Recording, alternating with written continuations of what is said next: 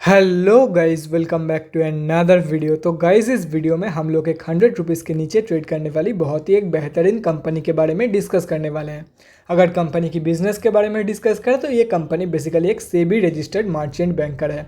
Company की अगर last 52 week की मैक्सिमम रिटर्न के बारे में डिस्कस करें तो वो अप्रॉक्सीमेटली 520% के आसपास के निकल के आ रही है। कंपनी प्रॉफिटेबल है एंड कंपनी की अगर लास्ट 5 साल की प्रॉफिट ग्रोथ कैलकुलेट किया जाए तो वो अप्रॉक्सीमेटली 131% CAGR के आसपास की निकल के आ रही है। उसके साथ साथ company is also expected to give a good quarterly result in March quarter. Company almost debt free भी रहने वाली है एंड दिसंबर की क्वार्टर में भी कंपनी ने प्रॉफिट दिया है। एंड प्रॉफिट देने के साथ साथ प्रोमोटर्स एंड FIIs दोनों ने अपनी होल्डिंग इंक्रीज करी है दिसंबर की क्वार्टर में। और इस कंपनी में हम अब जैसे छोटे मोटे रिटेलर की जो होल्डिंग है वो अप्रॉक्सीमेटली 20% के आसपास की निकल के आ रही है। तो गाइज, इस वीडियो में हम लोग बेसिकली 3 पॉइंट कवर करेंगे। So the first point is fundamental analysis. यहाँ पे हम लोग देखेंगे कि कंपनी कौन सी है एंड कंपनी फंडामेंटली कैसी है for short term trade and long term investment purpose. Second point is volume analysis. Volume को एनालाइज करके हम लोग फ्यूचर ट्रेंड के बारे में अंदाज़ा लगाने की कोशिश करेंगे।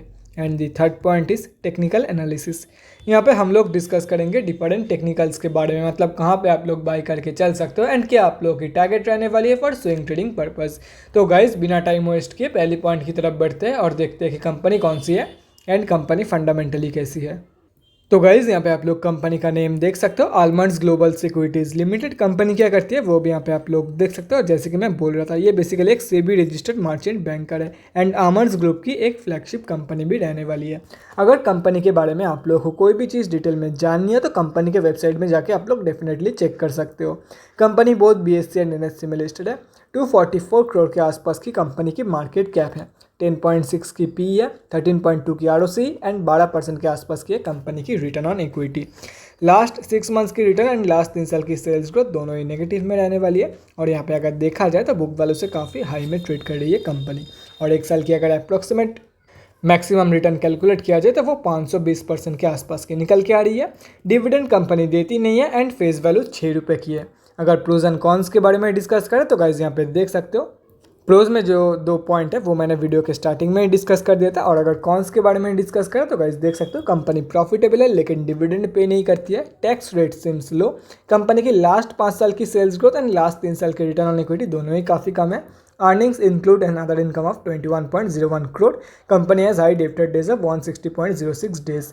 अगर क्वार्टरली रिजल्ट के बारे में डिस्कस करें तो गाइस यहाँ पे देख सकते हो, दिसंबर के क्वार्टर में कंपनी ने अराउंड 3 करोड़ 15 लाख रुपीज़ के आसपास की प्रॉफिट दिया है एंड कंपनी एक प्रॉफिटेबल कंपनी रहने वाली है।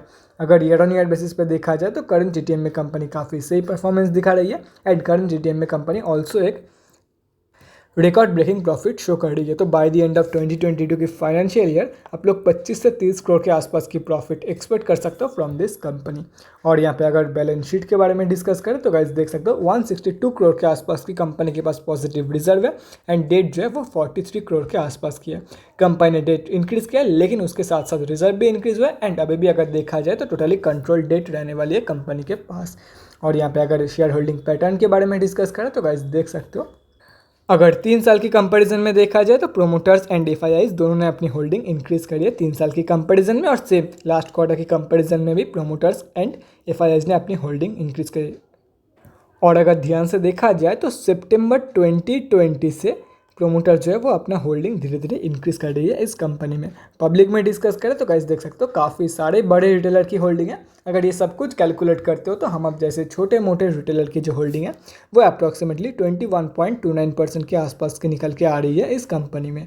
अभी कंक्लूजन पे आते हैं कि कंपनी एक्चुअली कैसी है for short term trade and long term investment purpose. पहले शॉर्ट टर्म के बारे में डिस्कस कर देता हूँ। देखो गाइस, शॉर्ट टर्म के लिए मैं ये कंपनी बिल्कुल भी रिकमेंड नहीं करने वाला हूँ। क्यों नहीं रिकमेंड करने वाला हूँ उसके पीछे का रीज़न आप लोग यहाँ पे साफ देख सकते हो। लास्ट 6 मंथ्स की रिटर्न नेगेटिव में रहने वाली है तो इसलिए मैं शॉर्ट टर्म के लिए रिकमेंड नहीं कर रहा हूँ। और रही बात लॉन्ग टर्म की, तो लॉन्ग टर्म के लिए मैं यही बोलूँगा आप लोग कंसिडर करके चल सकते हो। काफ़ी सही कंपनी है, प्रोमोटर्स धीरे धीरे अपने होल्डिंग इंक्रीज कर रहा है, प्रॉफिट ग्रोथ भी काफ़ी सही है कंपनी की, कंपनी प्रॉफिटेबल भी है एंड बैलेंस शीट की जो हेल्थ है वो भी काफ़ी सही है। तो आप लोग डेफिनेटली लॉन्ग टर्म के लिए कंसिडर करके चल सकते हो इस कंपनी को। तो गाइज, ये तो हो गया हमारा फर्स्ट पॉइंट। अब हम लोग बढ़ते हैं हमारे सेकंड पॉइंट की तरफ और देखते हैं कि आज कंपनी में क्या हुआ है। तो गाइज़ यहाँ पे हम लोग आ चुके हैं एनएससी के वेबसाइट पे। कंपनी जो है वो निफ्टी फाइनेंशियल सर्विसेज में लिस्टेड है। एंड अगर आज के बारे में डिस्कस करें तो 27,426 क्वांटिटी में आज ट्रेड लिया गया है, जिसका वैल्यू लगभग 26.5 लाख रुपीज़ के आसपास के निकल के आ रही है। 2 सेलिंग ऑर्डर पेंडिंग है 94.2 की प्राइस पॉइंट पे। और यहाँ पे अगर डिलीवरी परसेंटेज के बारे में डिस्कस करें तो वो अप्रॉक्सीमेटली 58% के आसपास के निकल के आ रही है। मतलब स्लाइडली जो है वो आज डिलीवरी ट्रेड ज़्यादा लिया गया है compare to intraday trade. Volume की जो स्ट्रेंथ है वो मॉडरेट रहने वाली है।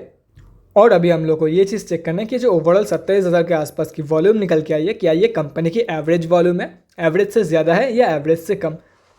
और वो हम लोग को पता चलेगा एनएससी के डेली चार्ट पे जाके। तो गाइस बिना टाइम वेस्ट किए एनएससी के डेली चार्ट की तरफ बढ़ते हैं और देखते हैं कि वॉल्यूम का क्या सीन है। एंड उसके साथ साथ हम लोग स्विंग ट्रेडिंग लेवल्स के बारे में भी डिस्कस करेंगे। तो गाइज़ यहाँ पे हम लोग आ चुके हैं एनएससी के डेली चार्ट पे। आज कंपनी 6.45% डाउन थी, 94 रुपीज़ के आसपास कंपनी अभी ट्रेड कर रही है। और अगर वॉल्यूम के बारे में डिस्कस करें तो गाइज़ यहाँ पे आप लोग देख सकते हो आज की अगर वॉल्यूम देखा जाए तो एवरेज से ज़्यादा वॉल्यूम में निकल के आई है। एंड वॉल्यूम की जो स्ट्रेंथ है वो भी मॉडरेट रहने वाली है। मतलब लोग यहाँ पे बाई करना प्रेफर भी नहीं कर रहे हैं, मतलब पोजिशन बनाना प्रेफर भी नहीं कर रहे हैं। एंड इंट्राडे में भी ज़्यादा ट्रेड नहीं लिया जा रहा है। तो जो स्टेट है वो न्यूट्रल रहने वाली है इस कंपनी की एज ऑफ नाउ। तो अब क्या करना चाहिए आप लोगों को वो मैं आप लोगों को सिंपली समझा देता हूँ। देखो गाइज, ये सब वॉल्यूम एनालिसिस ये सब हम लोग इसीलिए करते हैं, एक हल्का सा गाइड के लिए, एक रेफरेंस के लिए हम लोग करते हैं, ना कि ये सब हम लोग करते हैं ट्रेड लेने के लिए। हम लोग ट्रेड लेते हैं सिर्फ और सिर्फ प्राइस एक्शन के बेसिस पे। अगर आप लोग swing trader and intraday trader हो तो, अगर आप लोग शॉर्ट टर्म ट्रेडर हो तो आप लोगों को फंडामेंटल्स भी देखना चाहिए। एंड अगर आप लोग लॉन्ग टर्म इन्वेस्टर हो तो ऑब्वियसली फंडामेंटल्स देखना चाहिए। वहाँ पे यहाँ लॉन्ग टर्म इन्वेस्टमेंट के टाइम पे एंड शॉर्ट टर्म ट्रेडिंग के टाइम पे फंडामेंटल्स के अलावा या टेक्निकल्स ना देखो तो भी चलता है। हेंस आप लोग स्विंग ट्रेडर हो तो आप लोगों को मैं समझाया था। देखो गाइस, ये सब हम लोग रेफरेंस के लिए देखते हैं, सिर्फ और सिर्फ फंडामेंटल्स देख के या तो फिर आप लोग ये वॉल्यूम की परसेंटेज देख के स्विंग ट्रेड कभी मत लेना, बहुत बड़ा धोखा हो जाएगा आप लोगों के साथ। तो आप लोगों को करना क्या है वो मैं सिंपली समझा देता हूँ आप लोगों को। देखो गाइस, कंपनी जो है वो 91.45 की जो सपोर्ट लेवल है इसके आसपास ट्रेड कर रही है। तो wait for the bounce back from this level. अगर कंपनी ऐसे बाउंस बैक दे देती है तो बाउंस बैक कंफर्मेशन के बाद बाई करके चलो, विदाउट कंफर्मेशन बाई मत करना। हो सकता है फिर से यहाँ पे ही कंसोलिडेट करने लग जाए। बाउंस बैक कंफर्मेशन के बाद बाई करके चलो। अगर कंफर्मेशन नहीं मिल रही है तो सिंपली अवॉइड इट, ज़बरदस्ती ट्रेड में मत घुसना। अगर कंफर्मेशन मिलता है तो फर्स्ट टारगेट होगा आप लोगों का 120 का, सेकंड टारगेट 151 का, ठीक है। और यहाँ पे अगर यहाँ से अगर स्लिप कर जाती है 91.5 के लेवल से अगर कंपनी स्लिप कर जाती है तो उसके नीचे का जो सपोर्ट है वो 72 रुपये के आसपास की है। तो जब 72 रुपये के सपोर्ट से ये कंपनी बाउंस बैक देगी तो आप लोग बाइंग करके चल सकते हो for the first target of 91.45, second target 120 का एंड थर्ड टारगेट 151 का।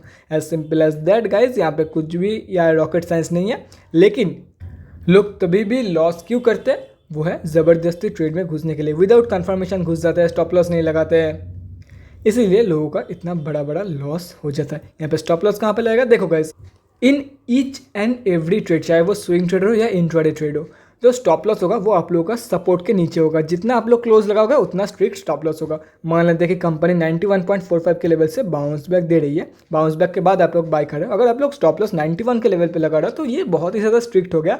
और अगर 85 के लेवल पे लगा रहे हो तो वो बहुत ही ज़्यादा लूज स्टॉप लॉस हो गया।